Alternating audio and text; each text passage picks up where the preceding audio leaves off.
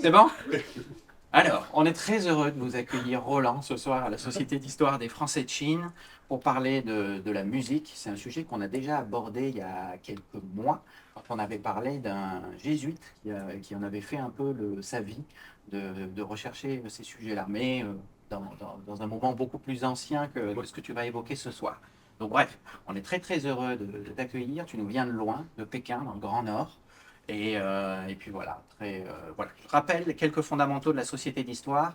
On est actuellement un peu plus d'une centaine de membres. Malgré notre nom, on n'est pas seulement français, nous sommes avant tout francophones. Donc c'est pour ça qu'on a beaucoup de nos amis chinois qui sont ici ce soir.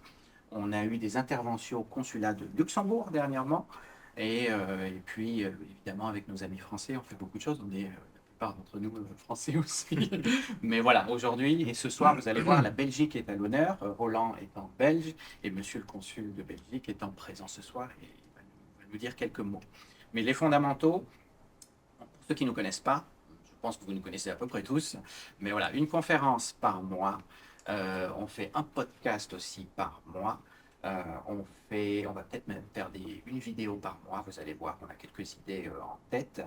Il y a des articles normalement de manière hebdomadaire. On est suivi sur WeChat par 3500 personnes actuellement, 1000 personnes sur LinkedIn et 18 sur Twitter. Donc on compte sur X, comme on dit aujourd'hui, et sur YouTube une petite centaine, etc. Bon, l'idée, c'est évidemment pas de faire de la quantité sur le nombre de personnes qui nous suivent, c'est de faire de la qualité. C'est pour ça que tu es là ce soir. Mais bon, voilà, si je trouve qu'on apporte quelque chose, on est tous bénévoles, on apporte quelque chose qui intéresse une partie d'entre nous qui sommes là de passage ou qui cherchent à savoir plus de choses sur la Chine, sur le pays dans lequel on habite, et ses relations entre le monde francophone et la Chine. Et je trouve que c'est assez unique ce qu'on a réussi à faire maintenant depuis 4 ans. Et donc voilà, on est très très heureux de vous retrouver ce soir. C'est grâce à vous, grâce aux membres et grâce à toute cette présence. Voilà, je suis déjà très long. On va laisser la parole à Monsieur le consul de Belgique qui nous fait l'honneur d'être là aujourd'hui. Juste pour 1 2 minutes, pas de pression, on est entre nous, mais c'est enregistré sur YouTube et il faut faire attention. Mais merci à tous.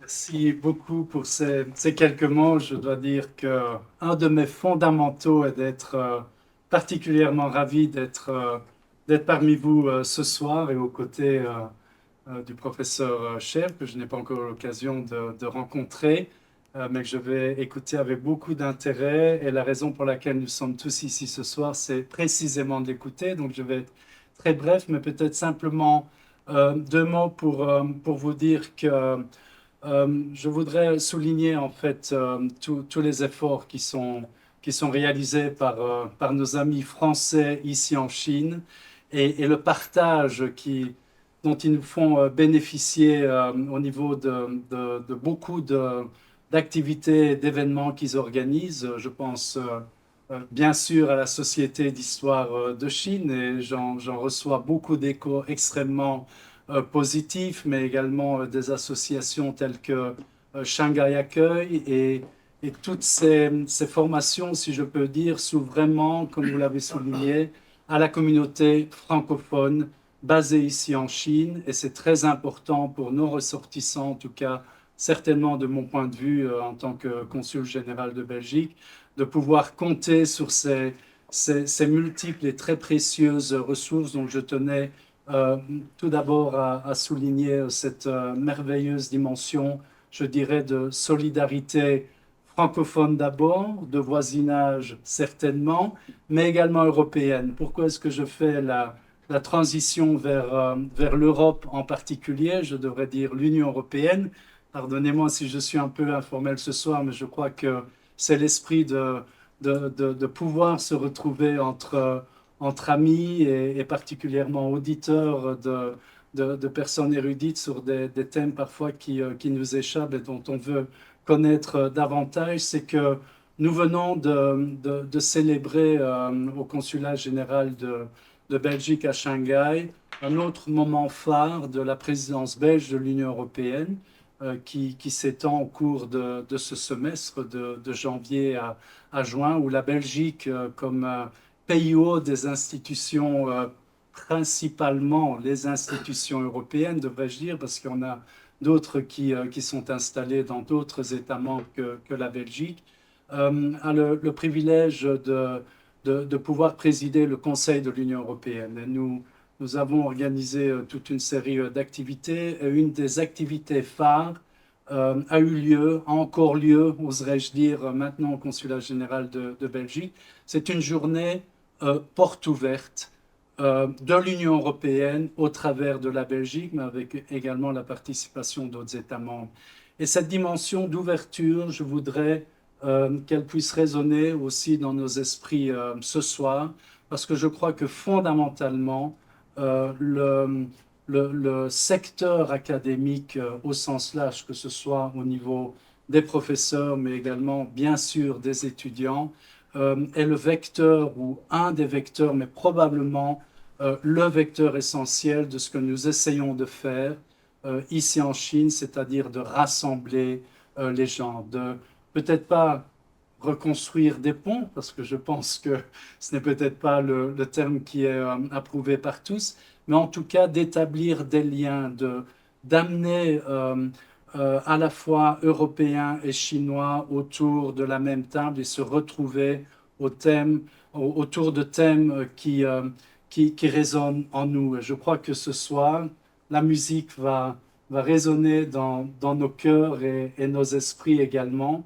Et je dois vous dire en toute humilité, je suis à la fois curieux et individuellement très intéressé d'apprendre ce que vous nous aurez rapporté, une longue expérience qui s'étend probablement sur de très nombreuses années de recherche. Sur le professeur Chef, vous honorez non seulement voilà, mes ambitions ce soir, mais également la Belgique et la francophonie, oserais-je dire, et plus largement l'amitié entre la Belgique, la France, l'Europe et la Chine. Je suis tout oui, si je peux le dire. Merci.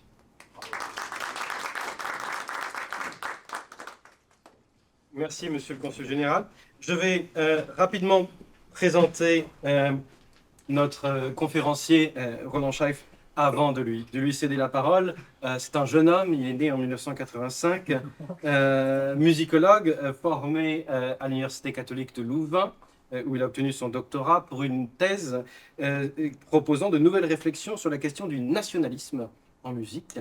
C'est un sujet assez audacieux parce que la musique est souvent assimilée à l'idée d'ouverture, mais elle n'est pas que cela. Et elle aussi porteuse de discours qui peuvent être notamment politiques. Roland est professeur associé à BFSU, l'Université des études étrangères de Pékin. Il est arrivé de Pékin il y a quelques heures, où il enseigne l'histoire des arts, l'histoire de la musique, les littératures francophones, autant utiliser le pluriel. Il est également, cette année, chargé de cours à l'Université catholique de Louvain, son alma mater, où il a passé l'hiver, et dont il va corriger les examens dans très peu de temps. Exactement. Voilà. Il fait actuellement beaucoup de recherches sur, en particulier, la musique savante du 19e et du début du 20e siècle, où il étudie en particulier les notions d'identité et d'altérité, notamment à travers aussi bien leur conceptualisation que leur réception. Alors, quelques mots de Louis Laloy, avant de laisser la parole à Roland. Des mots, nous avons vérifié que je ne dévoile rien du sujet en disant ce que je vais dire. Louis Laloy, je l'ai appelé Maurice ici, pardon. Louis Laloy est un personnage assez étonnant, jurassien, d'origine assez terrienne. C'est une figure méconnue et des sinologues et des historiens de la musique. C'est le premier titulaire d'une thèse de musicologie à la Sorbonne. Il sera secrétaire général de l'Opéra de Paris de 1913 à 1940. Il sera maire d'un petit village jurassien de 35 à 40 à nouveau, le petit village de Raon. Et en même temps, c'est le professeur suppléant de Romain Rolland à la Sorbonne, où il va donner un cours à sa place, alors que Romain Rolland est retenu ailleurs. Personnage donc assez étonnant, qui évolue dans des milieux très cosmopolites qui caractérisent l'entre-deux-guerres. C'est un proche d'Ernest Ansermet, de Diaghilev, de Stravinsky, de Missia Certes, ou encore de Jacques Roucher. Il a épousé une Russe, devenue apatride, devenue arménienne, devenue apatride à nouveau et devenue enfin française, parce que elle a été l'objet des tribulations du début du XXe siècle. C'est un personnage qui a une tante bienheureuse catholique et qui aussi est très proche des milieux républicains. Il représente d'une certaine manière le cosmopolitisme et la complexité de la société de la Belle Époque et des années 20.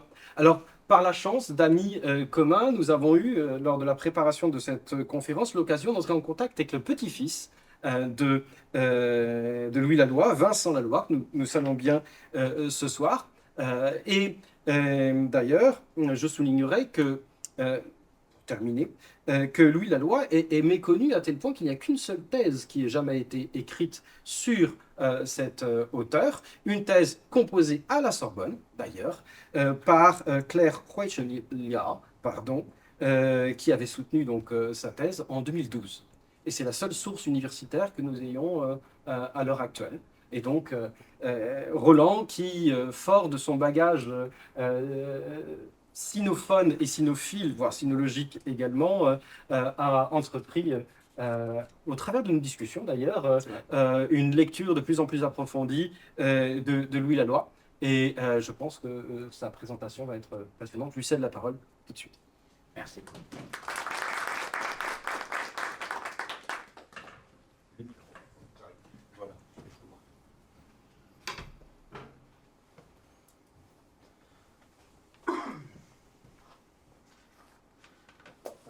Le temps d'installation, vous connaissez tous les bureaux partagés. Donc, je vous introduis auprès des salles de réunion partagées.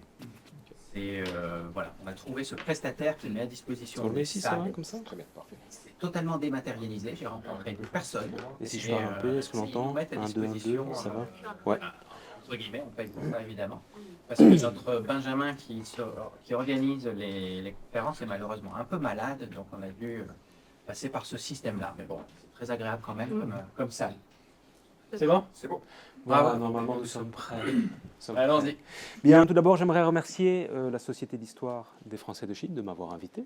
Toujours un plaisir d'être invité pour donner une conférence. J'aimerais vous remercier également d'être venu, voilà, parce que la conférence ne pourrait pas avoir beaucoup d'intérêt s'il n'y a pas de public. Et comme cela a été mentionné, nous allons parler de Louis Laloy, ce musicologue français, passeur de musique chinoise. Pour commencer, je vais rappeler brièvement Louis Laloy. Alors, je ne vais pas le faire de la même façon dont ça a été fait, évidemment, mais je vais m'intéresser à, comment dirais-je, à ce qui fait pour moi une grande spécificité. C'est que Louis Laloy, puisque moi je suis musicologue, j'avais vu son nom passer plusieurs fois en musicologie. Et puis, quand je suis arrivé en Chine, j'ai entendu parfois son nom, mais du côté de la sinologie. Et c'est que très récemment, lors d'une discussion justement, que j'ai fait le lien entre les deux. Et puis quand j'ai commencé à faire quelques recherches sur lui, je me suis rendu compte qu'il avait cette double casquette. Et donc j'aimerais bien essayer de voir d'où vient cette double casquette, parce que ça me semblait assez étrange au départ, mais surtout très intéressant.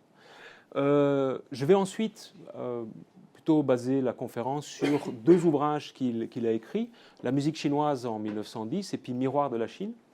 La musique chinoise, comme son nom l'indique, c'est un ouvrage où il essaie de présenter la musique chinoise. Il fait une sorte, je ne peux pas vraiment dire d'histoire de la musique chinoise, mais il essaie d'embrasser de manière le plus vaste possible ce que peut être la musique chinoise, comme pouvait le faire le père Amiot, en fait, 2 siècles avant lui. Et puis après, un autre ouvrage, Miroir de la Chine. Alors Miroir de la Chine, c'est un ouvrage totalement différent. C'est un livre qu'il a écrit après son voyage en Chine, justement. Il fait un voyage en 1931 et il va écrire, c'est une sorte de livre de voyage. Et pourquoi j'ai retenu ce livre-là? Parce que il est assez différent de son ouvrage théorique La musique chinoise, mais il parle de musique. Pas seulement, mais il parle beaucoup de musique et sur un ton très différent, que je trouvais très intéressant. Et le fait que ce soit un ouvrage différent, qu'il ait peut-être un ton plus léger, plus libre, ça lui permet de dire des choses de manière différente, donc on peut comprendre autrement, mais aussi noter qu'il y a 23 ans qui séparent les deux ouvrages, et surtout un voyage en Chine. Donc on pourra voir quelques éléments qui vont peut-être évoluer entre les deux livres-là. Et puis pour terminer, eh bien, se poser la question de ce que Louis Laloy a pu apporter dans cette transmission, puisque ce n'est pas le premier qui transmet cette musique chinoise en Europe, ce n'est pas le dernier non plus, mais il est une étape clé. Donc Louis Laloy, comme ça a été dit, il a un profil vraiment très varié. Il est critique musical, musicologue, pédagogue, sinologue, traducteur, dramaturge, helléniste, tout ça en même temps. Voyez, en 1900-1905, il suit des cours à la Schola Cantarum, la composition avec Vincent d'Indy. Donc Vincent d'Indy, c'est quand même un tout grand compositeur du début du XXe siècle. L'harmonie avec Pierre Bréville. Et 1905, il est titulaire d'un doctorat en musicologie à la Sorbonne. Alors, le titre de sa thèse, Aristoxène de Tarente, disciple d'Aristote et la musique de l'Antiquité. Pourquoi je vous parle de ça? Parce que, je vous dis, je suis musicologue, c'est un parcours que je comprends. Vous voyez? Et je me dis, au départ, naïvement, je me suis dit, bon, mais il a dû faire sa thèse sur la musique chinoise, pourquoi pas, ou sur un élément. Et quand j'ai découvert que, non, il avait fait sa thèse sur plutôt la musique grecque de l'Antiquité, j'étais assez troublé. Eh bien, Louis Laloy nous explique. Il nous explique pourquoi il va s'intéresser à la musique chinoise. Alors, il n'explique pas totalement, mais quand même, on a quelques éléments. J'avais soutenu mes thèses de doctorat sur la musique grecque en décembre 1904. Au cours de mon étude, j'avais remarqué une grande ressemblance entre cette musique et celle des Chinois, non pas en ce qui concerne le système qui est tout différent, mais pour les effets sur les mœurs que de part et d'autre les philosophes lui attribuent et la mission éducatrice qui lui est assignée. C'est un élément très important parce qu'on le retrouve souvent dans ces histoires de la musique. Le père Amiot, par exemple, il est vraiment impressionné par ce côté-là aussi. Donc j'y reviendrai un peu plus tard. Ce fut une raison, donc cette ressemblance, on va dire, ce fut une raison et peut-être un prétexte pour apprendre régulièrement la langue chinoise dont je n'avais que des notions. Et c'est ainsi que j'ai suivi en qualité d'élève libre le cours de M. Vizière à l'école des langues orientales.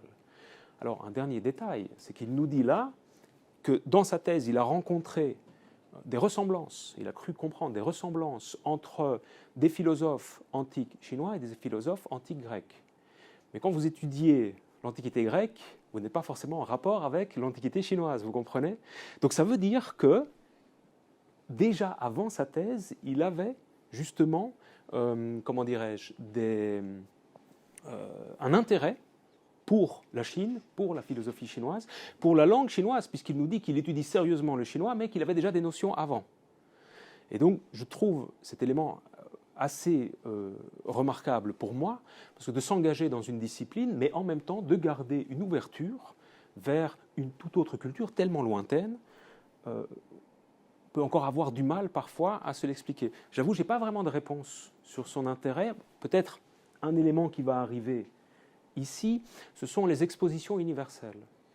Et ça, c'est un élément vraiment très intéressant parce que, donc, on rappelle un peu les expositions universelles du XIXe siècle. Ces expositions universelles, elles sont un moyen pour un public européen d'appréhender l'Orient sans voyager.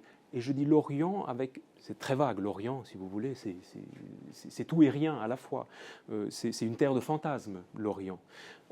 Mais c'est d'amener, si vous voulez, en Europe, dans certaines villes, dans certains endroits, eh bien, des petites localités où on peut voir, si vous voulez, l'autre, on peut voir ce qui est différent. La première exposition universelle, elle est à Hyde Park, à Londres, en 1851. Et c'est en 1867, à l'Exposition universelle de Paris, qu'on a l'implantation de l'Orient, parce qu'on va accorder une grande place à l'Égypte. Et c'est assez documenté, avec cette fameuse rue égyptienne qui va attirer beaucoup de monde.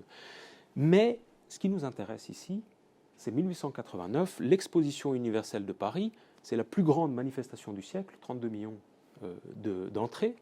Et là, qu'est-ce qui se passe? On constate qu'ils ont mis les moyens, construction de pavillons, de palais, de villages entiers,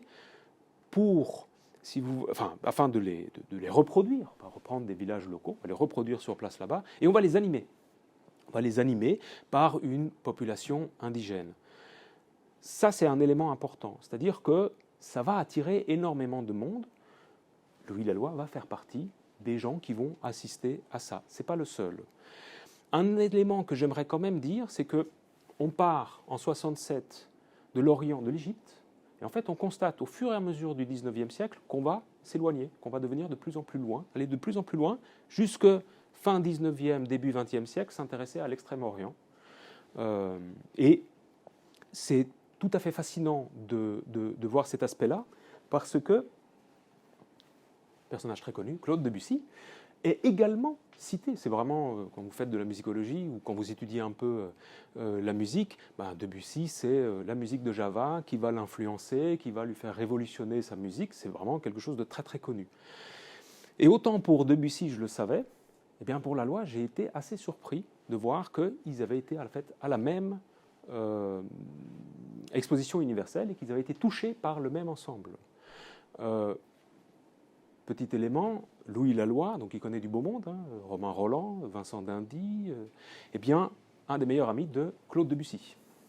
Donc, un homme qui savait s'entourer.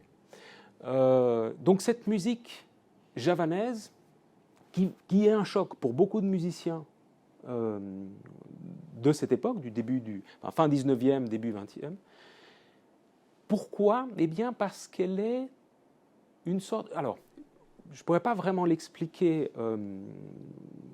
clairement. Je pense qu'elle arrive à un moment clé, voilà, où il y a une volonté de sortir justement de ces conservatoires, sortir de ces règles européennes. Je parle pour les compositeurs de musique. Debussy, c'est vraiment c'est flagrant de voir ça. Debussy qui va chercher d'ailleurs, on parle souvent de Debussy avec la musique javanaise, mais en fait, il va d'abord s'intéresser à Wagner, puis Wagner, il va se dire que bon, c'est plutôt une fin, selon ce qu'il dit lui, c'est plutôt une fin qu'un début. Puis il passera sur la musique du groupe des Cinq, musique russe, donc qui est teintée d'exotisme. Et c'est intéressant parce que 1885, Cocorico, c'est en Belgique qu'on a le groupe des Cinq qui sera la première fois entendu en Europe occidentale et on aura une véritable presque, comment dire, folie autour de ces nouveaux musiciens et de cette nouvelle musique qui sera au fur et à mesure intégrée dans la musique européenne. Mais Claude Debussy continue et il découvre cette musique de Java. Alors, je prends d'abord l'exemple de Laloy. Que dit Laloy sur cette musique javanaise? Il revient dans La musique retrouvée, écrit en 1927. « J'ignorais tout de l'Extrême-Orient et soupçonnait pour la première fois l'existence d'une civilisation étrangère à nos rythmes violents, à nos distinctions tranchées comme à nos gammes majeures ou mineures et à nos accords consonants ou dissonants, mais en possession d'un secret de calme et de douceur et plus apte que la nôtre à s'identifier par la contemplation avec la nature. » Voilà ce que dit Laloy. C'est un passage très connu en général, il est souvent cité. C'est la révélation justement de l'existence d'une autre culture. Mais pour avoir cette révélation, j'aimerais insister sur un élément, il faut être en capacité d'ouverture, il faut être en capacité d'accepter en fait cette idée-là. Et cette idée-là, elle n'est pas toujours facile à accepter, je pense notamment au siècle précédent. Que nous dit Claude Debussy? Alors Claude Debussy, c'est aussi très connu. Il y a même encore, malgré les désordres qu'apporte la civilisation, de charmants petits peuples qui apprirent la musique aussi simplement qu'on apprend à respirer. Leur conservatoire, c'est le rythme éternel de la mer, le vent dans les feuilles, et 1000 petits bruits qu'ils écoutèrent avec soin sans jamais regarder dans d'arbitraires traités. Leur tradition n'existe que dans de très vieilles chansons mêlées de danse, où chacun, siècle sur siècle, apporta sa respectueuse contribution. Cependant, la musique javanaise observe un contrepoint auprès duquel celui de Palestrina n'est qu'un jeu d'enfant. Et si l'on écoute sans parti pris européen le charme de leur percussion, on est obligé de constater que la nôtre n'est qu'un bruit barbare de cirque forain.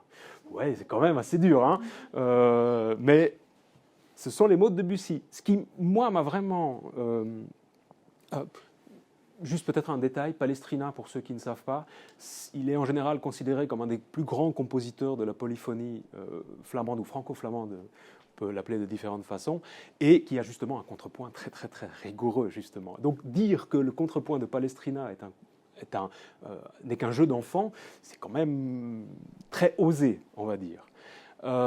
Mais quoi qu'il en soit, c'est Debussy qui le dit. Ce qui m'a marqué vraiment, c'est le vent dans les feuilles, le rythme éternel de la mer. On retourne cette idée de nature que la musique... Alors, c'est très propre au début du XXe siècle. Évidemment qu'il y a une vision, je dirais, qu'on pourrait quand même un peu nuancer. Mais en tout cas, il y a cette idée que cette volonté de sortir de soi-même pour aller voir l'autre, pour aller chercher l'autre. Vous avez ici une carte de Java pour avoir la musique, et puis peut-être ce qu'ils ont entendu, justement, ce qu'ils ont pu entendre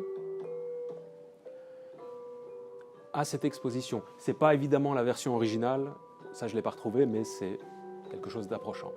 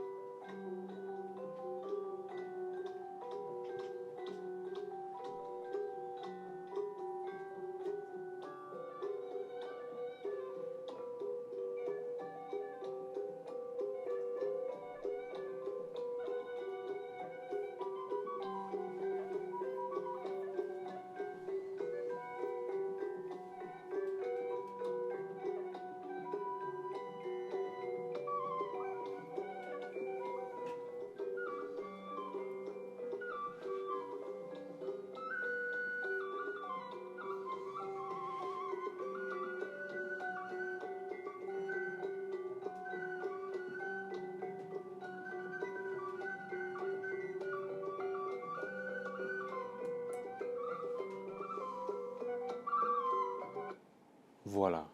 Donc, vous voyez cette idée que la loi est entrée en contact avec des autres cultures et ce qu'il a amené à la Chine.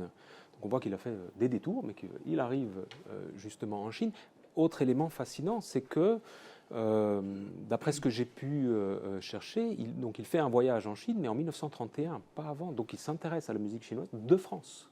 Et ça, c'est quand même, je trouve, assez fascinant. Quand on réfléchit aussi à toutes les fonctions qu'il a pu avoir, par exemple, il est rédacteur de plusieurs revues, rédacteur en chef de plusieurs revues musicales. Il écrit nombreux d'articles là-dessus. Il est en même temps, donc je vous ai dit, il est pédagogue. Alors il va faire une suppléance pour Romain Roland, mais il est aussi, il a une charge de professeur à Paris pour justement civilisation chinoise, esthétique, littérature chinoise.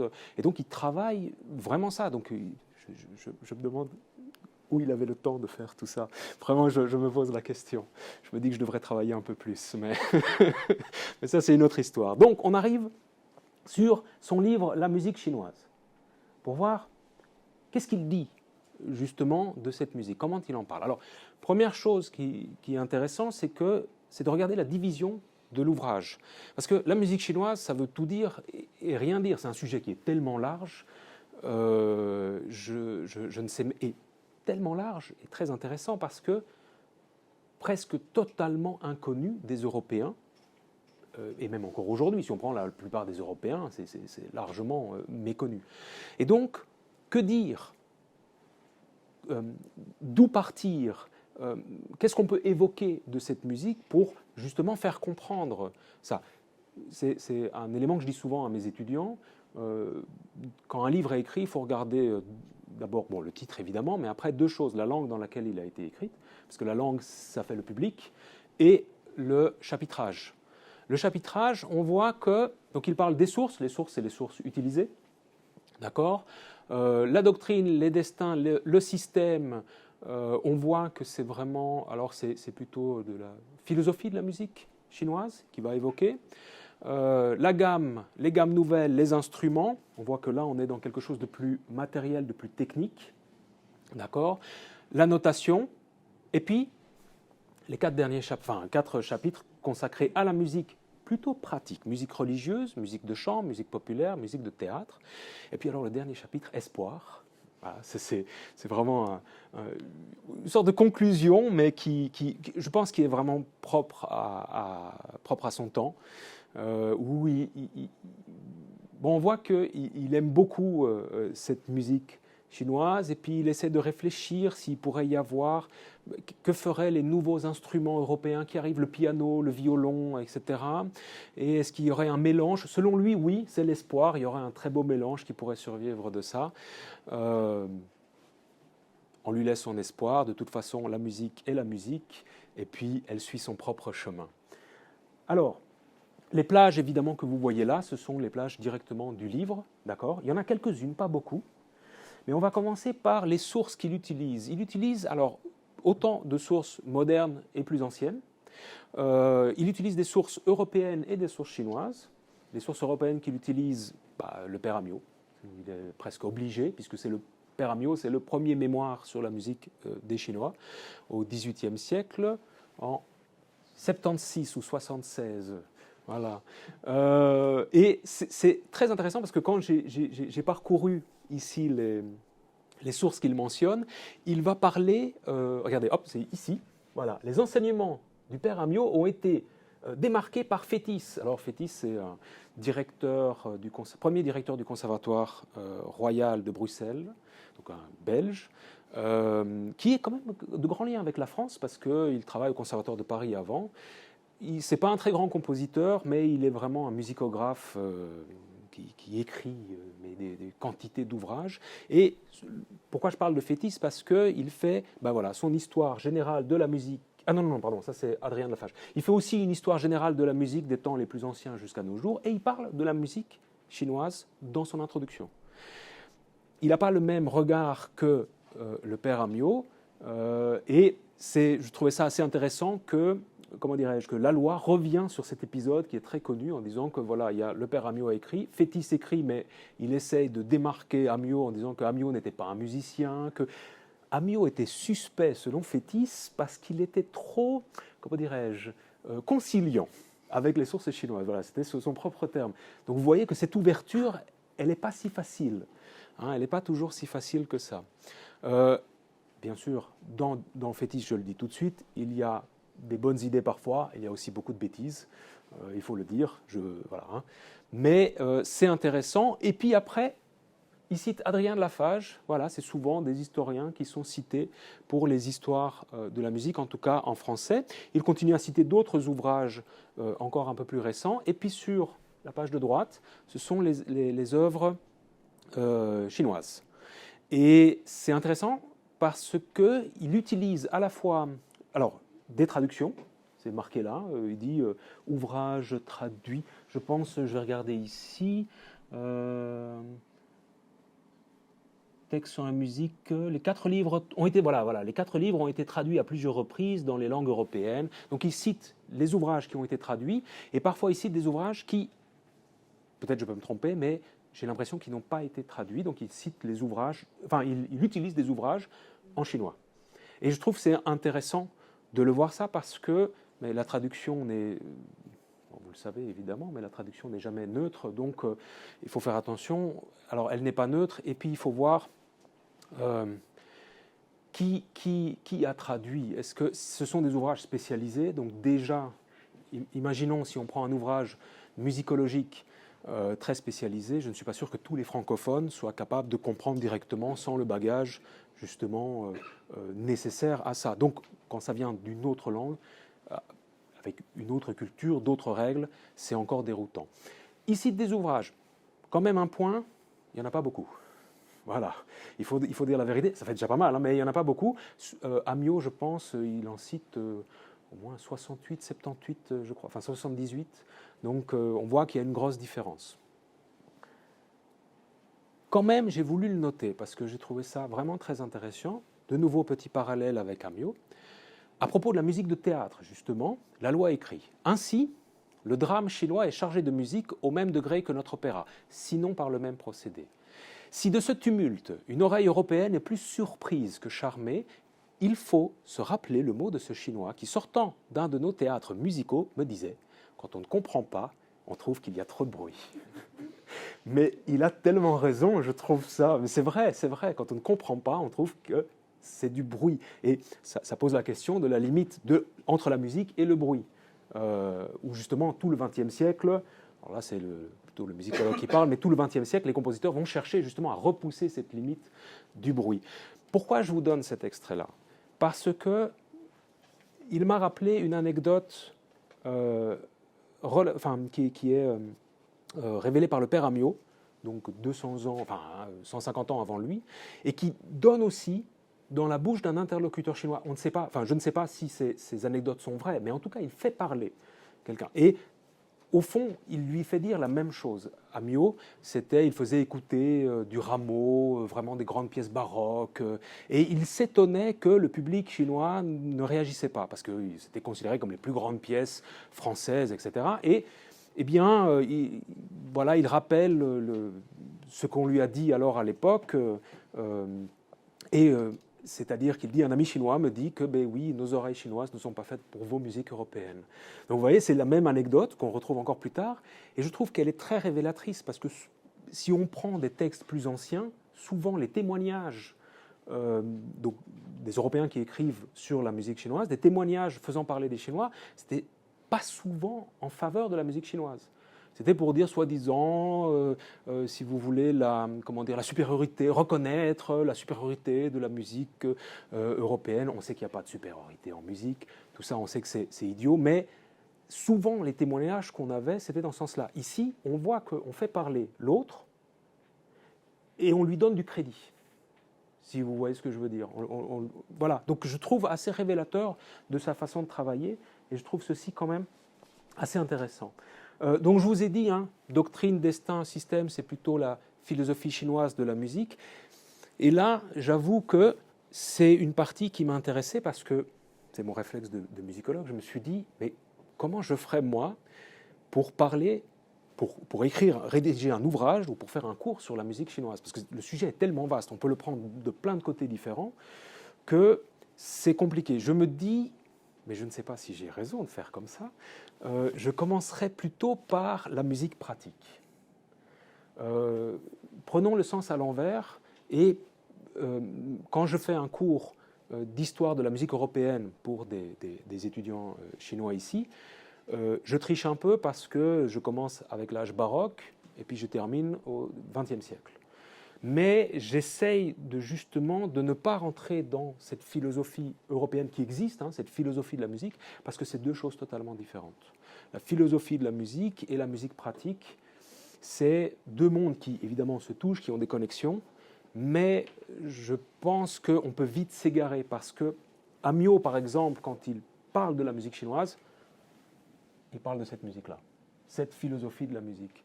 Et on voit qu'il n'y a pas toujours, comment dirais-je, que le discours philosophique n'est pas toujours corrélé à la pratique des musiciens, et que c'est très difficile de comprendre.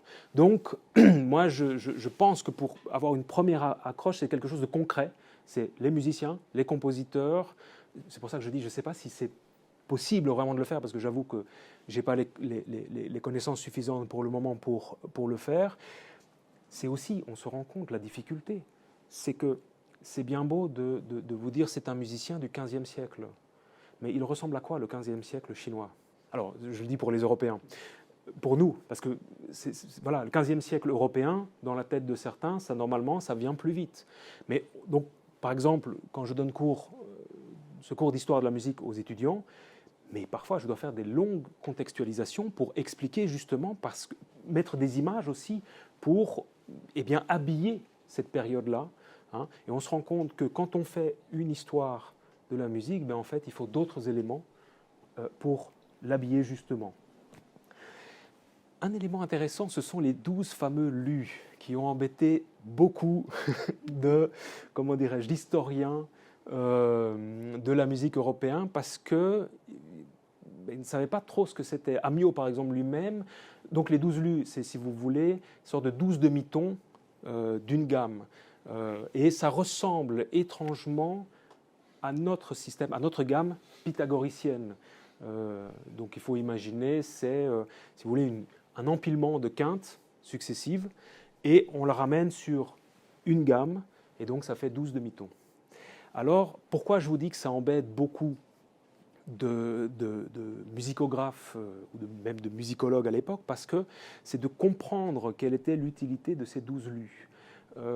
Parce qu'on se dit, mais c'est bizarre, ils ont 12 demi-tons, et en fait, des 12 demi-tons, c'est nous normalement, c'est notre musique. Comment ça se fait qu'ils ont également 12 demi-tons? Et c'est là qu'on voit ce qui est très intéressant, elle apparaît en Chine, justement à l'époque où l'on peut croire à une certaine communication entre ce pays et la Grèce. Monsieur Chavannes en conclut qu'elle a été apportée toute faite et adoptée telle qu'elle par les théoriciens chinois. Donc c'est intéressant parce que Louis Laloy fait une connexion partant de Grèce vers la Chine. Pour la petite histoire, Amyot, lui, partait de la Chine pour la faire venir en Grèce. Qui a raison? Ni l'un ni l'autre. Je pense que ni l'un ni l'autre n'ont raison, mais c'est deux systèmes, parce que c'est des logiques totalement différentes, en fait. Il ne faut pas les voir comme ça, mais je vous dis, la première fois que j'ai vu ces 12 lus, je n'arrivais pas à comprendre non plus, parce que, et c'est ça qui est intéressant, parce que j'étais pollué par ma compréhension des 12 demi-tons européens. Et donc c'est intéressant de voir que parfois on peut toujours être pollué par des éléments de sa culture qui peuvent ressembler étrangement à des éléments extérieurs, mais qui n'ont pas de lien, en fait, entre les deux. Mais donc, vous voyez, on voit le lien entre Grèce et Chine qui se fait, et il le met encore dans son ouvrage. Vous avez ici quelques représentations. Elles sont telles quelles du livre. Alors, on ne voit pas très bien, mais vous avez les légendes en français qui m'intéressent. Joueur de flûte traversière. Voilà. Alors, lutte monocorde, et puis c'est, alors là, je ne vois vraiment pas, position des mains pour l'accord du luth. Et le dernier, la guitare. Moi, ce qui m'a frappé tout de suite, c'est que ce sont tous des noms d'instruments européens. Et là, ça m'a posé un véritable problème, parce que si vous me dites guitare, moi, je vois une guitare. Vous comprenez ce que je veux dire? Si vous me dites un luth, voilà, je ne vois pas ça. Même flûte traversière, voilà, ça se discute quand même parce que, oui, ça ressemble un peu, mais c'est pas, voilà, on est d'accord, hein, ce n'est pas les mêmes instruments. Et c'est ça qu'on remarque. J'ai cité un extrait ici. La Chine a eu pour premiers instruments de musique ceux où chaque son est donné par un organe différent. Les jeux de cloches et de pierres sonores, les syrinx, sorte de flûte de Pan, d'accord ? Et les orgues, les sitars. Elle a connu plus tardivement ceux dont le principe est le raccourcissement d'une même corde ou l'ouverture de trous au long du même tuyau. Guitare, violon, flûte, hautbois et clarinette.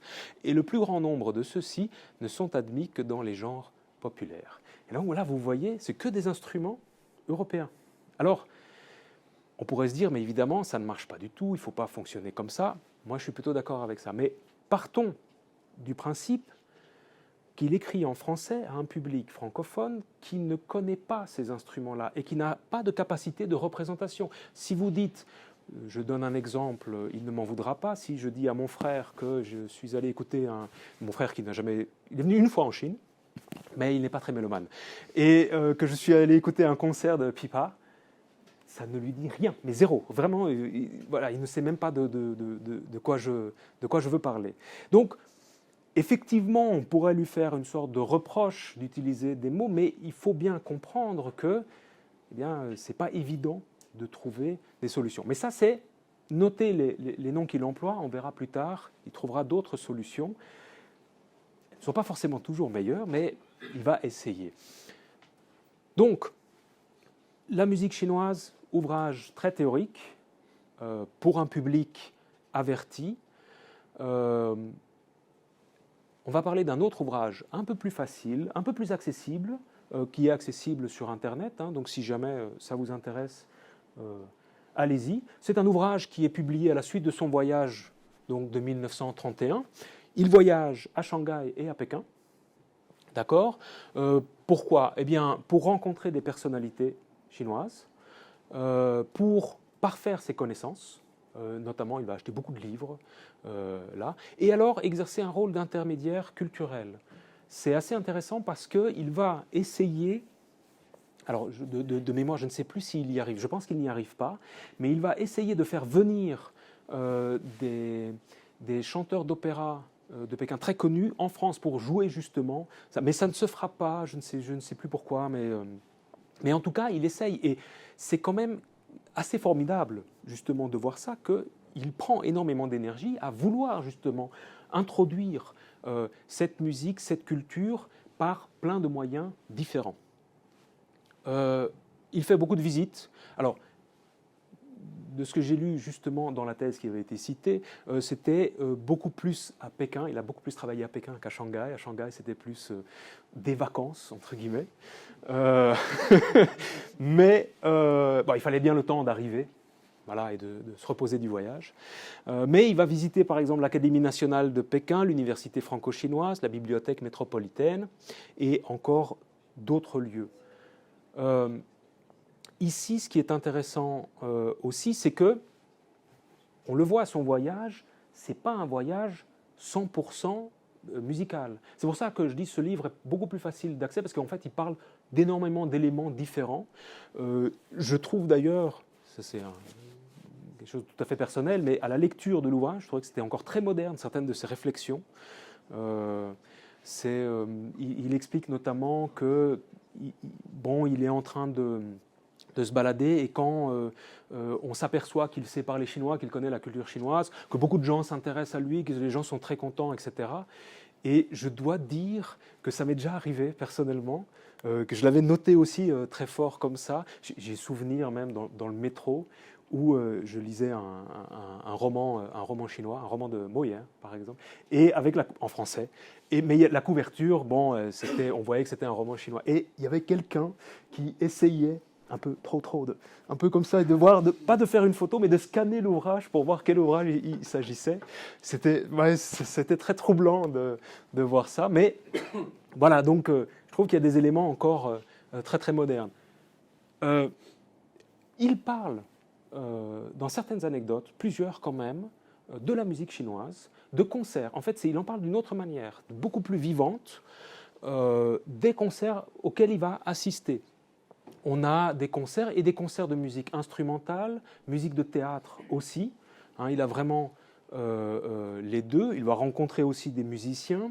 Il fait donc des descriptions d'ambiance sur le répertoire joué, les instruments. Il reçoit même des instruments en cadeau parfois. Et ce qui est intéressant, c'est qu'il fait très souvent des comparaisons avec la musique européenne. Mais d'ailleurs, ce n'est pas seulement avec la musique européenne. Quand il parle de littérature chinoise, il va citer « Ah, c'est le Corneille chinois ». Voilà, pour donner une idée. Ça, c'est arrivé comme ça. Il le dit. Et je trouve que c'est assez intéressant. Il y a une anecdote, parce que c'est vraiment très drôle à lire. Il doit écouter. Alors, de mémoire, il doit écouter du pipa. Et je pense qu'il est à Shanghai. Et il dit il fait très chaud. Il est dans une salle, il fait vraiment très chaud. Mais ils sont obligés de fermer les fenêtres parce que dehors, il y a des barbares, c'est lui qui le dit, et des barbares, c'est des Européens, des Occidentaux, qui mettent du jazz. Ouais, c'est terrible, on est d'accord, on est d'accord, mais c'est lui qui le dit, c'est lui qui le dit.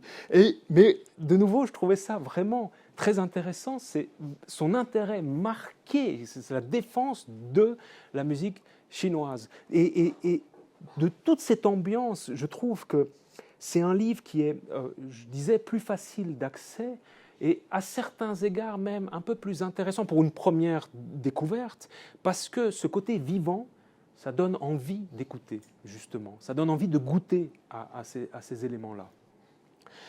Je vous avais dit aussi qu'il va nommer encore les instruments de musique, mais il va y avoir une certaine évolution. Alors, petite, mais quand même.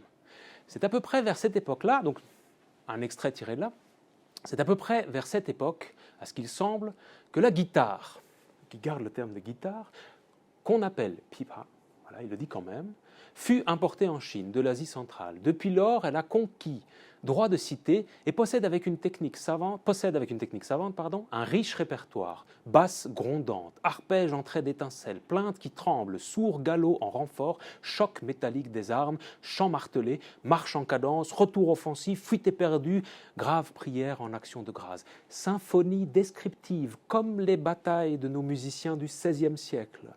Mais pour cet instrument unique qui rivalise avec la guitare espagnole par la vélocité, la netteté, la résonance et la variété de l'accent depuis le choc vibrant en coup de gong jusqu'au murmure en fin réseau qui brille et s'efface dans l'air. Mais le son est plus sec, plus détaché, plus mâle. Ça m'a marqué, comme il l'a dit. Vraiment, la guitare chinoise n'est pas faite pour les donneurs de sérénades. Mais donc, vous voyez, des avis très tranchés. On n'est pas toujours forcé d'être d'accord là. Ce qui est très intéressant, c'est qu'il en fait un instrument genré. Et en fait, quand on réfléchit, il y a beaucoup d'instruments qui sont genrés. On peut discuter ça. La guitare, par exemple, la guitare, au départ, c'est considéré comme un instrument féminin, parce que ça rappelle les formes, si vous voulez, féminines du corps, parce qu'on l'enlace, la guitare. Mais la guitare rock, par exemple, c'est considéré comme un instrument masculin. Donc on voit qu'il y a des instruments androgynes. Hein.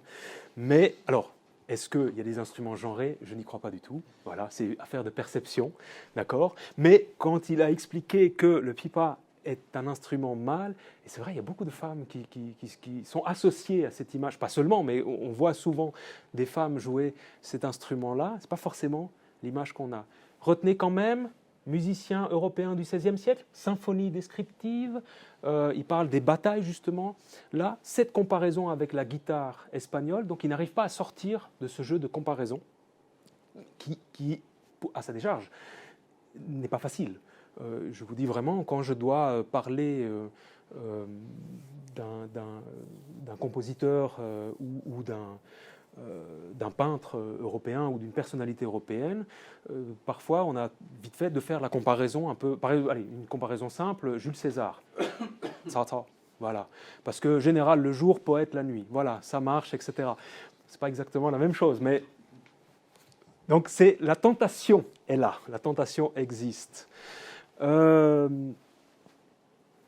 Et donc, pour justement terminer, première chose qui marque, il a un véritable intérêt pour la musique chinoise.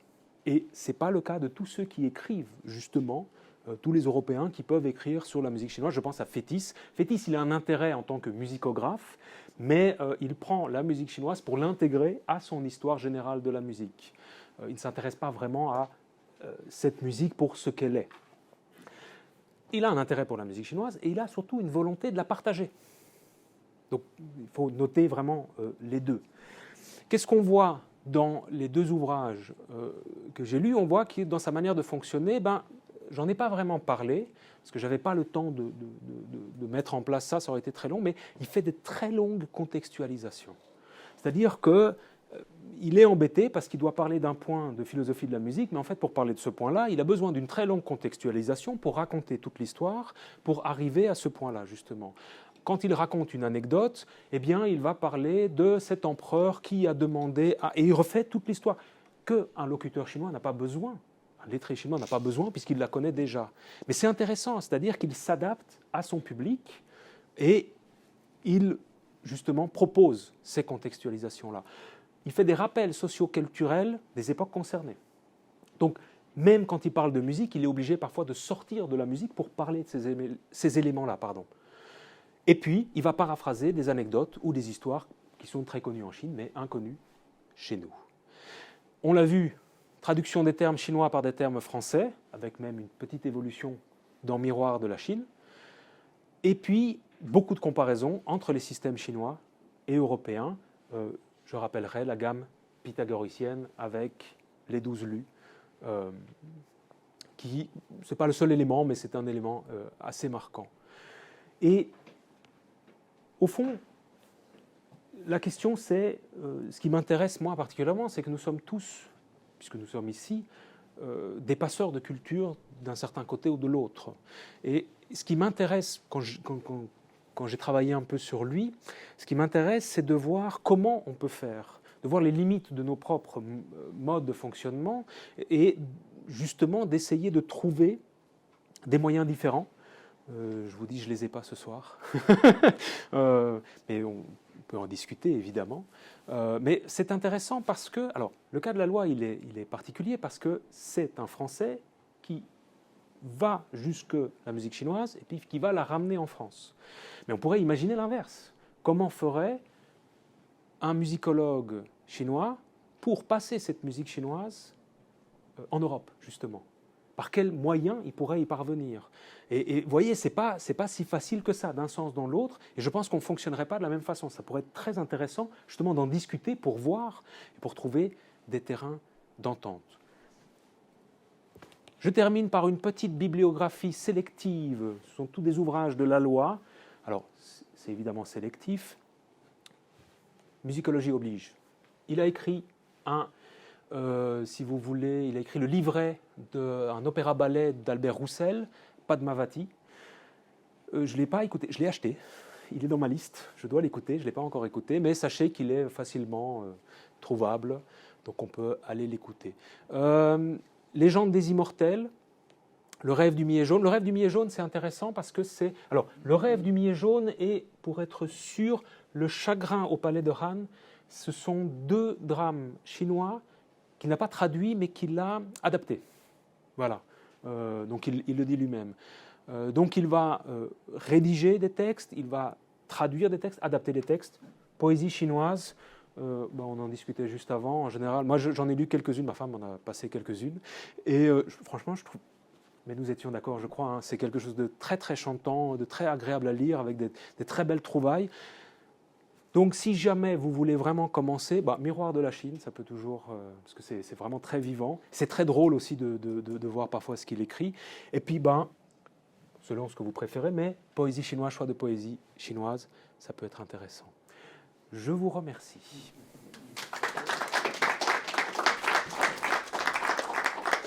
Merci à toi, Roland. Alors, on voit tout à fait le tropisme jurassien de notre musicologue, puisque ces derniers ouvrages sont publiés à Fribourg et à Neuchâtel, chez nos cousins suisses. Ce qui est très intéressant aussi, c'est que parmi ces éditeurs, il a évidemment Durand et Fils, qui sont des éditeurs de musique, mais aussi des éditeurs comme Messin. Messin est un éditeur d'art parisien, qui a notamment d'ailleurs publié un recueil de poèmes d'un poète français peu connu, Jacques d'Adelsfersen, héritier d'une très grande famille franco-suédoise de maîtres de forge, et dont le dernier texte s'appelle Hexian, le parfum noir, et qui est une série de poèmes dédiés à l'opium. Donc, des ouvrages et aussi des relations, comme je parlais de milieu dans l'introduction, très très étroits et très riches à cette époque. Je me demandais si vous avez des questions. Est-ce qu'en lisant la loi, vous avez découvert des nouveaux instruments que vous ne connaissiez pas auparavant? Des instruments chinois? Ouais. Comme ça. Alors, c'est très difficile parce que dans la musique chinoise, justement, les instruments, on ne sait pas toujours les identifier. Ok, ouais, c'est ça. Voilà. Donc, même si, par exemple, le hautbois, je pourrais imaginer à quel instrument ça pourrait faire référence, mais je ne suis même pas sûr, donc je n'oserais pas le dire. Mais après, plus tard, il va essayer, dans Miroir de la Chine, de donner chaque fois les deux noms, donc le nom chinois avec un nom français, mais en rajoutant l'adjectif chinois, guitare chinoise. Mais j'ai pas trouvé d'instrument. C'est quoi les instruments dont tu parles? À part la pipa, il y a quoi? Il y a par exemple Ahu. Mais tous les instruments principaux, en fait, c'est vraiment instruments à cordes, par exemple. Guzheng, par exemple, il va en parler. Mais donc, ici, j'avoue que je n'ai pas fait une classification, je n'ai pas fait de vérification, mais il n'y a rien qui m'a choqué. Je ne suis pas expert non plus en musique chinoise, donc peut-être qu'il y a quelque chose qui m'a échappé. Mais en tout cas, ça me semblait connu. Quand il donnait les noms chinois, ça me semblait connu et je n'ai pas été troublé.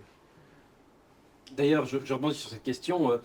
À la toute fin du 19e siècle, quand on traduit les premières œuvres littéraires étrangères en langue chinoise, se pose la question de traduire notamment les noms des instruments de musique.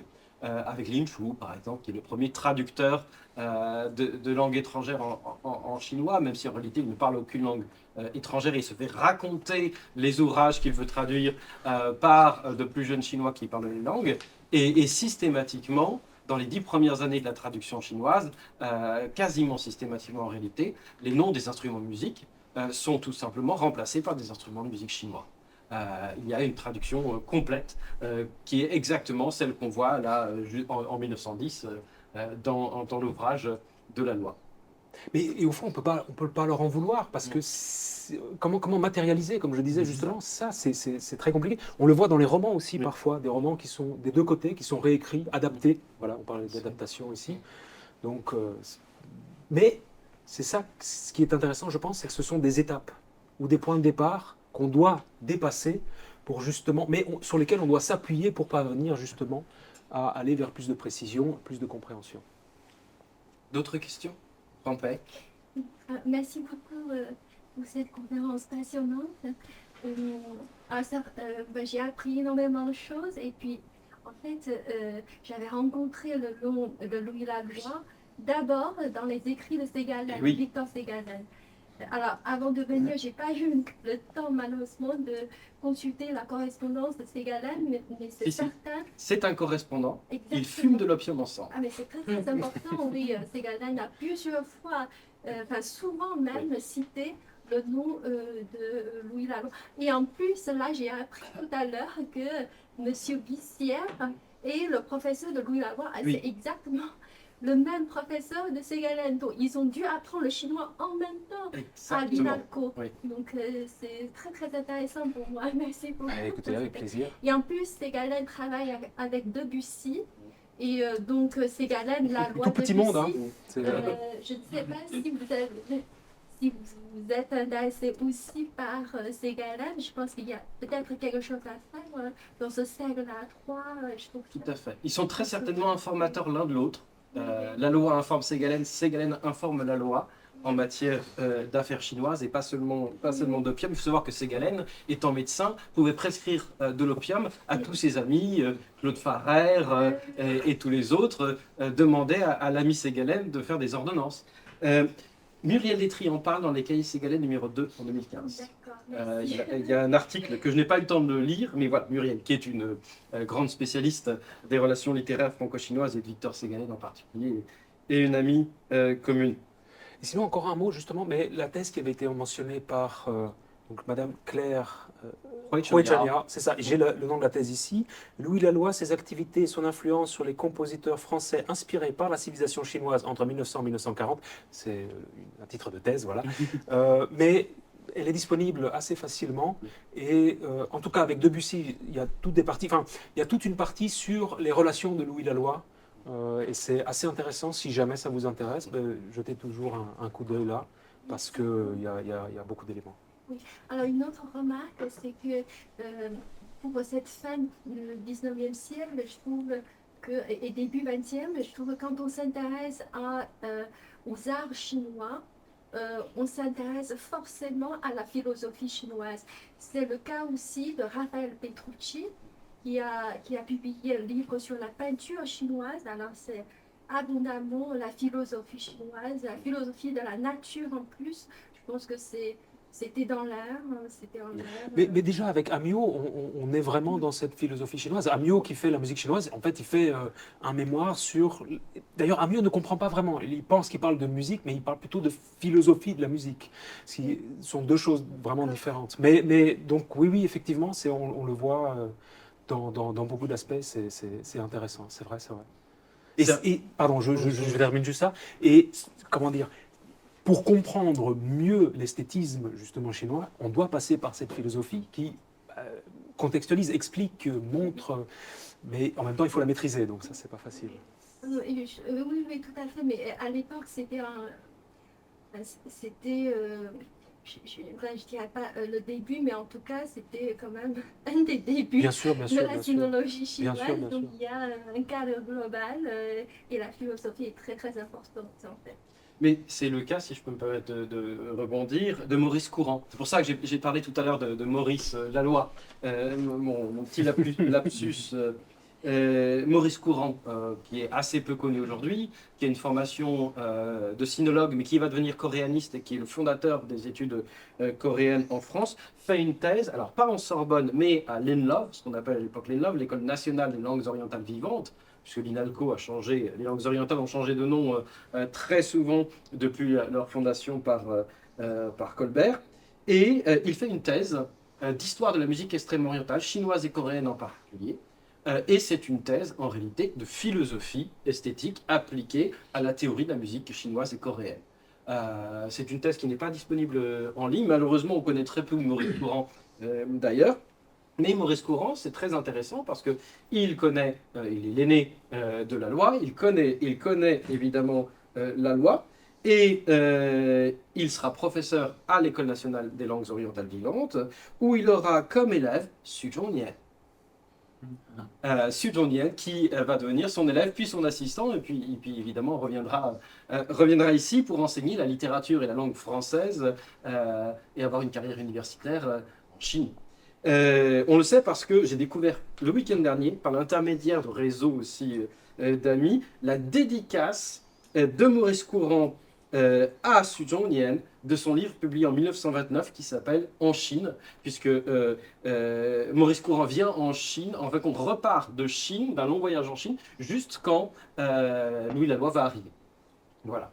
Et dans ce cadre, on voit à quel point les sociabilités sont vraiment étroites. Et Maurice Courant, en fin de compte, je ne sais pas si tu as eu accès à ces textes. Non, j'ai pas pu voir. Je sais juste que Laloy a commenté sa thèse, Oui. j'en sais pas plus. Et je ça. sais pas la thèse justement ici. Parce qu'en effet, Maurice Courant, on a beaucoup de mal à accéder à ces textes aujourd'hui. Moi, j'ai eu accès à des communications sur Maurice Courant, notamment une communication que je t'ai envoyée, je crois, il y a quelques jours. Je ne sais plus si je l'ai fait. Faudrait que je regarde. Mais on est dans une situation où on va progressivement basculer d'une approche de la musicologie, de la musicographie, puis de la musicologie, qui est essentiellement théorique et va devenir de plus en plus, en fin de compte, pragmatique. Il faut dire que l'enregistrement aussi, la mise à disposition, la révolution technologique de la fin du 19e siècle, avec le phonogramme, va changer littéralement le rapport à la musique et la communication de la musique à des publics aussi bien savants que populaires. Bon, Louis Laloy n'aimait pas le jazz. Nul n'est parfait. Peut-être pas en même temps. C'est C'est la bonne réponse. C'est la bonne voilà. réponse. Mais c'est vrai que l'en même temps amène à la contradiction, voire à la dissonance. Garantie. Voilà. D'autres questions? Si vous me permettez, mais à la très grande différence de Madame, et probablement plus à l'instar de Pétis, je risque de poser une question en forme de bêtise, en tout cas pour des musicologues, mais comme néophyte, je me suis posé d'emblée, au moment où le postulat a été posé, que Laloy s'était en fait intéressé à la musique chinoise suite à son intérêt pour la musique grecque antique. Mais comment a-t-il pu lire finalement le son? Comment a-t-il pu écouter la musique grecque antique? Vous avez répondu en partie, donc il y avait tout ce contexte philosophique, hein, dépendamment de la musique pratique. On parle maintenant des phonogrammes et autres instruments qui ont permis de conserver la musique. Je me posais en fait la question, comment est-ce que la transmission s'est passée? À quel moment s'est-elle passée? Sous quelle forme entre l'époque grecque antique et l'époque à laquelle on a commencé à pouvoir codifier et écrire la musique? Quelle a été en 2 mots? Je sais que ça doit être une très longue histoire. Exactement, c'est ce que j'allais commencer. Mais les oreilles néophytes seraient intéressées à savoir, comme l'écriture, je fais un petit peu de grec ancien, enfin, on ne peut pas vraiment dire comment le grec ancien était prononcé ou le latin, on l'interprète. Mais comment est-ce que ça s'est passé dans l'histoire de la musique? Mais justement, en fait, pendant très longtemps, si je prends un exemple très simple, les musiciens baroques qui veulent faire un opéra, eh bien, la Camerata Bardi, par exemple, ils veulent retrouver la musique antique pour la faire rejouer. Et en fait, ils vont faire quelque chose de totalement nouveau. Donc ils ont des textes, ils ont les textes des pièces de théâtre, ils ont des éléments, ils ont les textes des philosophes, mais de traces musicales, il y en a très peu. Et je ne sais pas si du temps de la loi, il en avait. J'ai pas lu sa thèse, donc je ne peux pas savoir ce qu'il savait. Mais c'est vraiment, quand je dis c'est vraiment très peu, il y a des reconstitutions qui se font, mais j'avoue, je ne sais pas ce qu'elles valent toujours. Mais par exemple, cette gamme pythagoricienne, en fait, tout ce bagage pythagoricien, qui va devenir après platonicien, et puis qui va se transmettre par les Grecs, va venir avec Boès au Moyen-Âge, va être transmis avec Boès, mais c'est toute une philosophie de la musique, toute une conception du monde par la musique. Pourquoi? Parce que c'est mathématique. Voilà. Et il y a beaucoup de confusion en fait là-dedans, parce que la gamme pythagoricienne, on va se dire ah mais c'est notre gamme à nous. En fait, pas du tout. Il y aura beaucoup de représentations de cette gamme pythagoricienne. Donc ça marche quand on a un monocorde et qu'on fait des divisions pour avoir chaque fois, comment dire, tous les intervalles entre les notes, avec des rapports mathématiques. Mais c'est intéressant, par exemple, au Moyen-Âge, on a des représentations avec des cloches, ou avec... bon, et c'est faux, ça ne marche pas, en fait, si on essaie l'expérience. Donc il y a comment dire, une tradition, on va dire, livresque, philosophique, beaucoup plus que pratique. Il n'y a pas vraiment de lien. Il faut dire aussi qu'une des raisons pour lesquelles la musicographie et la musicologie naissante au XIXe siècle s'arc-boutent sur la philosophie esthétique et la philosophie de la musique en particulier, c'est parce que ce sont les seules traces qui restent. Ils viennent de là, ouais. C'est ça. Il n'y a pas de notation musicale, on n'a pas de partition. En réalité, les premières notations musicales de l'Antiquité, on les a véritablement découvertes dans les années 90 et demi sur certaines stèles en épigraphie, où on a des notations, alors des notations d'écart, mais ensuite on arrive à identifier l'écart, mais l'écart à partir de quoi, ça reste une question très, très importante, même si on peut reconstituer à partir ensuite un retour vers la théorie et des hypothèses. Bon, on en est réduit, en effet, comme pour les prononciations des langues anciennes, à des hypothèses approximatives. Non, c'est ça. Mais et ce qui est intéressant, c'est qu'on a le même phénomène en Chine, parfois, avec des musiques très anciennes que on n'a jamais entendu, que beaucoup, enfin, vous parlerez sûrement mieux que moi de ça, mais avec, je dirais, des recherches, une volonté de découvrir, parfois des fantasmes qui viennent aussi habiller tout ceci. Donc c'est très, très difficile de dégager, mais on a, par exemple, ce qu'on peut avoir, ce qu'on a de sûr, c'est des représentations d'instruments. Ça, on en a. On a trouvé des instruments parfois au niveau archéologique. Donc le fait d'avoir les instruments, ça permet de donner des indications aussi sur le jeu. Ce n'est pas très précis toujours, mais on peut avoir des idées. On a les textes philosophiques, par exemple Platon qui dit la bonne musique, c'est la musique qui va fédérer, l'harmonie calme, c'est la lyre. Voilà.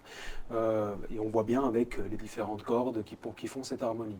Par contre, l'olos, sorte de clarinette, musique, on va dire, je ne vais pas dire clarinette, je ne vais pas faire comme Louis Laloux, pardon. Mais espèce d'instrument à vent très fort et décrit comme beaucoup plus sensuel en fait. Et donc qui fait perdre la tête, et bien ça c'est pas très bien, donc il vaut mieux éviter. Donc on a quand même des représentations comme ça, des idées, mythologie aussi, on a des dieux qui ont parfois des instruments, donc on a, mais c'est vraiment très très vague. Donc techniquement, voilà, ça c'est pas... Avez-vous d'autres questions? Je me posais une question très simple. Est-ce que Louis Laloy fait la différence dans la musique chinoise entre la musique lettrée et la musique d'ensemble, de coups, etc., qui est beaucoup plus nourrie, avec beaucoup plus d'instruments? Est-ce qu'il fait une distinction? Alors, à la première lecture, justement, il faudrait que je le relise évidemment plus en profondeur, il me semble que oui, parce que justement, musique religieuse, musique de chant, musique populaire, musique de théâtre, c'est intéressant comme division, c'est pas anodin. Je suis vraiment pas spécialiste de la question pour la musique chinoise, mais il me semble que ces trois divisions-là existent dans les textes anciens et qu'il rajoute une dernière. Mais donc, il se lie dans les textes, mais on voit qu'il essaye quand même de sortir. Par exemple, je pense à un autre élément, c'est quand il parle des instruments, il ne reprend pas la classification des 8 sortes d'instruments. Et ça, c'est intéressant parce que... donc peut-être pour ceux qui ne savent pas, dans la musique chinoise, il y a 8 sortes d'instruments en pierre, en bambou, etc. Mais ce n'est pas du tout la même classification qu'on pourrait avoir en Europe. instrument à vent, instrument cuivre. Donc c'est pas du tout la même logique. Et la loi ne reprend pas. Le père Amiot, lui, reprend cette classification. La loi, pas du tout. Donc je crois qu'il est parfois dans un entre-deux. Mais il essaye de sortir de là. Mais il faudrait que je relise plus en profondeur pour être sûr. D'accord, dans la musique de théâtre, donc c'est sûrement l'opéra, il parle de l'opéra chinois, c'est ça? Et qu'est-ce qui. Non? Mais alors. Parce que la musique de théâtre en Chine. Si, mais alors il y en a plusieurs. Et j'avoue, là, alors, je vais faire une réponse un peu facile. Dans la thèse de Madame Claire Whitfield, c'est très bien expliqué. Elle passe de longs détails à expliquer tous ces éléments-là. Elle le fait beaucoup mieux que moi. Mais effectivement, et d'ailleurs c'est intéressant, musique de théâtre, c'est pas la même chose que opéra de Pékin, justement. C'est plus large. Donc ça, c'est assez intéressant. Et il me semblait il me semble que Louis Laloy avait rencontré Mélenchon, le grand chanteur d'opéra, lorsqu'il était venu à Paris. Eh bien, c'est de lui le mot de bruit, je pense. D'accord. Je pense. D'accord. Je pense. Mais oui, donc il a fait sa connaissance. Il a fait sa connaissance. Il n'y en a pas d'échanges, de correspondance, on n'a pas grand-chose sur la rencontre. Ça, je ne sais pas, mais c'est dans la thèse. En général, les rencontres sont assez marquées. Oui. Mais justement, dans la thèse, je pense, parce que vraiment une thèse, donc elle a travaillé sur tous les aspects possibles, et ces rencontres-là, justement, c'est documenté, je l'ai lu comme ça. Donc il faudrait regarder là-dedans. Bien, je propose de prendre peut-être une autre question au maximum. Autrement, nous allons continuer à discuter autour d'un verre après quelques annonces. Je regarde mes notes et je ne sais plus ce que je voulais dire. À part les annonces, oui, Louis Laloy est aussi une des personnes qui guérissent Jean Cocteau de son deuil de Raymond Radiguet, puisque lorsque Cocteau est au 36e dessous après la mort du jeune Raymond, son ami Louis Laloy lui dit « Tiens, essaie l'opium, tu iras mieux après. » Et ça va bouleverser la vie et aussi l'œuvre, mais aussi les capacités physiques et intellectuelles du pauvre Cocteau, qui ira le journal d'un opiumane, qui est une lecture très intéressante. Nous sommes le 16 mai. Nous sommes le 16 mai et c'est l'anniversaire de la mort d'Albert Londres. Ce que je voulais quand même signaler, mort dans l'incendie du Georges Philippard le 16 mai 1932, à son retour de Shanghai, avec un reportage explosif sur les compromissions de l'administration consulaire française avec les gangs et la pègre chinoise. Voilà. Mais ceci étant dit, ces deux reportages de 22 et de 32 sont absolument passionnants. Le premier a été publié sous le titre de La Chine en folie. C'est véritablement la Chine en folie qu'il décrit, la Chine du tout début des années 20 et de Pékin en particulier, tandis que Mourir pour Shanghai, qui est un titre posthume, réunit son dernier reportage pour Excelsior. Alors, je vais descendre aux annonces, ça sera très rapide.